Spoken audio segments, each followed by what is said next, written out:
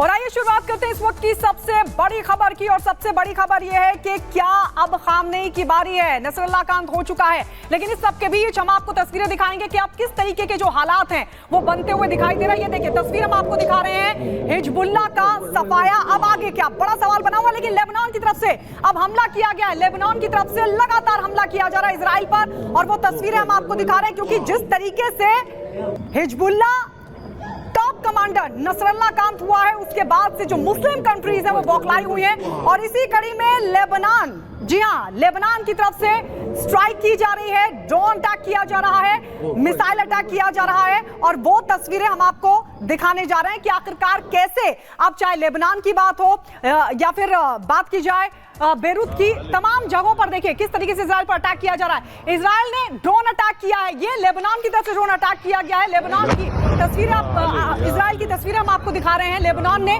Drone attack किया है, किस तरीके से यहाँ पर देखिए, आप देख सकते हैं इन तस्वीरों के जरिए समझिए इजराइल ने जो ड्रोन अटैक किया है वहां पर लेबनान के टायर में किस तरीके की इस वक्त स्थिति बनी हुई है। लगातार जो हालात है वो चिंताजनक बने हुए, खासकर पश्चिमी देशों की अगर बात करें।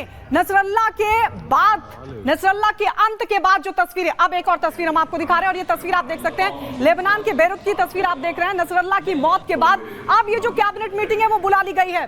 सबसे बड़ी बात है कि OIC की भी मीटिंग बुलाई गई है, लेकिन इस बीच लेबनान लगातार मीटिंग कर रहा है कि अब आगे क्या किया जाए। नसरुल्लाह की मौत के बाद ये कैबिनेट मीटिंग नजीब मिकाती की तरफ से बुलाई गई है। आगे की रणनीति पर विचार किया जा रहा है कि अब आगे हो क्या सकता है। बेरूत की तस्वीर हम आपको दिखा रहे हैं। नजीब मिकाती जो कि अपने तमाम सदस्यों के साथ, कैबिनेट के तमाम मेंबर्स के साथ वो मीटिंग कर रहे हैं। अब एक और तस्वीर हम आपको दिखा रहे हैं। देखिए लेबनान के बेरूत की तस्वीर आपको दिखा रहे हैं। सार्वजनिक स्थान में किस तरीके से जो सड़क पर लोग हैं वो आ गए हैं, सड़कों पर सोते हुए नजर आ रहे हैं। सड़क पर सैकड़ों जो विस्थापित हैं वो दिखाई दे रहे हैं आपको इन तस्वीरों में। देखिए तमाम वो लोग हैं जो कि विस्थापित बताए जा रहे हैं और ये सड़क पर सोते हुए दिखाई दे रहे हैं क्योंकि वहां पर हालात चिंताजनक बने हुए। लेबनान में एक तरफ मीटिंग चल रही है तो वहीं दूसरी तरफ सार्वजनिक स्थानों पर लोग रहने को मजबूर हो गए क्योंकि कब अगले पल क्या हो जाए ये किसी को नहीं पता। और इसीलिए ये तस्वीर हम आपको दिखा रहे हैं। सैकड़ों की संख्या है इन विस्थापितों की जो कि सड़क पर आ गए हैं, सार्वजनिक स्थान पर रहने को मजबूर है। एक और तस्वीर हम आपको दिखाने जा रहे हैं किस तरह के हालात लेबनान की बात करें चाहे यमन की बात करें वहां पर बने हुए नसरुल्लाह की मौत के बाद। अब ये देखिए एयरपोर्ट पर रोते दिखाई दिए लोग, लोगों को अपनी जान का खतरा सता रहा है क्योंकि अगले ही पल न जाने इजराइल की तरफ से क्या हो जाए। ये लेबनान के बेरूत की तस्वीर आप देखिए, लोग जो है वो एयरपोर्ट पर मौत के बाद मातम मनाते हुए नजर आ रहे हैं, लोग रो रहे हैं। आप सोचिए नसरुल्लाह का अंत हो गया है और कहां-कहां उसका जो असर है वो देखने को मिल रहा है। नसरुल्लाह की मौत के बाद लोग मातम मनाते हुए नजर आ रहे हैं। हालांकि हम आपको बता दें पश्चिमी इलाकों की अगर बात करें, अब ये देखिए बगदाद की तस्वीर भी हम आपको दिखा रहे हैं। इराकी प्रदर्शनकारियों ने धावा बोल दिया है। अब ये इराकी प्रदर्शनकारी हैं जिनकी तरफ से धावा बोल दिया गया। ये तस्वीर आप देखिए इराकी प्रदर्शनकारियों की हम आपको दिखा रहे हैं किस तरीके से जो प्रदर्शनकारी हैं वो सड़कों पर उतर आए हैं और इनकी तरफ से धावा बोल दिया गया। बहुत ज्यादा आक्रोश है।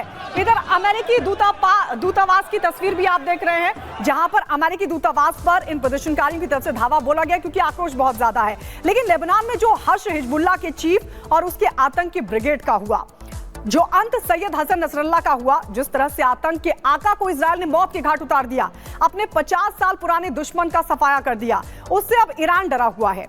खामनेई इजराइल के बढ़ते कदम से खौफ में है।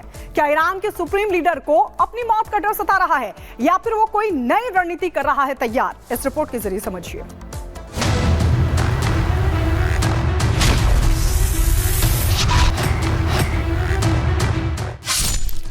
सैयद हसन नसरुल्लाह की मौत लिखने के बाद नेतन्याहू लेबनान के घर घर तक फैले हिजबुल्लाह की जड़ को काट रहे हैं। हर घर के किचन और गैराज को निशाना बनाया जा रहा है जहां हिजबुल्लाह ने अपने घातक रॉकेट छिपाए हुए हैं। बेरूत पर ताबड़तोड़ बम बरसाए जा रहे हैं। एयरपोर्ट से लेकर रिहायशी इलाके गोला और बारूद से दहल रहे हैं। हिजबुल्लाह को इतिहास बनाने के लिए अब लेबनान की सीमा पर इजरायली सैनिकों को तैनात कर दिया गया है।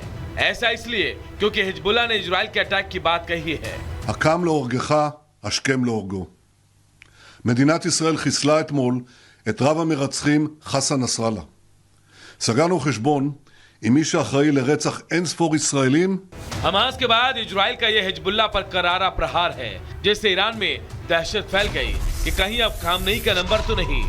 नेतन्याहू और इजरायली रक्षा मंत्री लगातार मीटिंग कर रहे हैं, आगे की रणनीति तैयार कर रहे हैं। यही वो बयान है जिससे ईरान के सुप्रीम लीडर खामनेई डरे हुए हैं, क्योंकि इजराइल तमाम ईरानी प्रॉक्सी के खात्मा करने की कसम खा चुका है।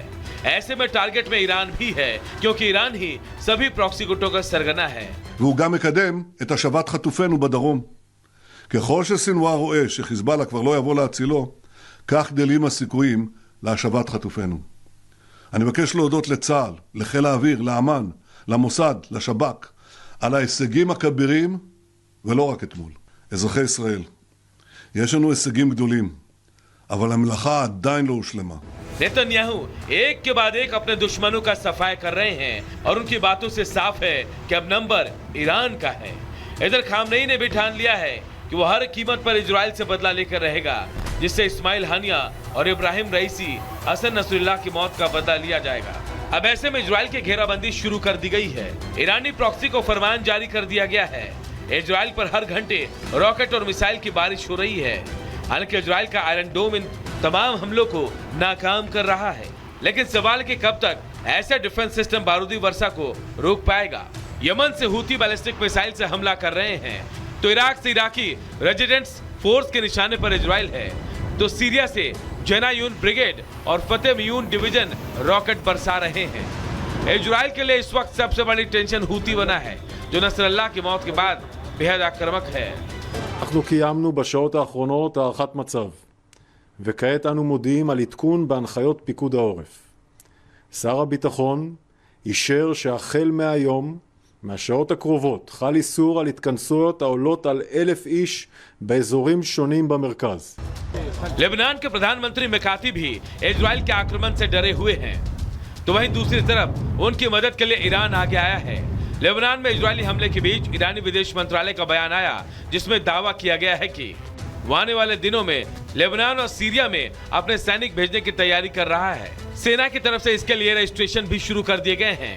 जल्द ही इन क्षेत्रों में सैनिकों को तैनात करने की इजाजत दी जाएगी। ईरान ने भी कहा है कि वो इजराइल से लड़ाई के लिए 1981 की तरह लेबनान में सेना भेज सकता है।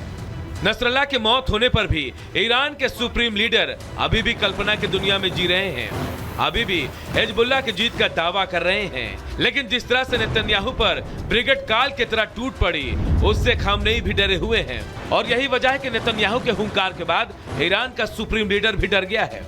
हिजबुल्लाह चीफ की मौत के बाद से पूरा ईरान अलर्ट पर है। खामनेई ने अनहोनी की आशंका के चलते फौज को तैयार रहने का आदेश दिया है, तो वही एयर डिफेंस सिस्टम को भी एक्टिव कर दिया गया है।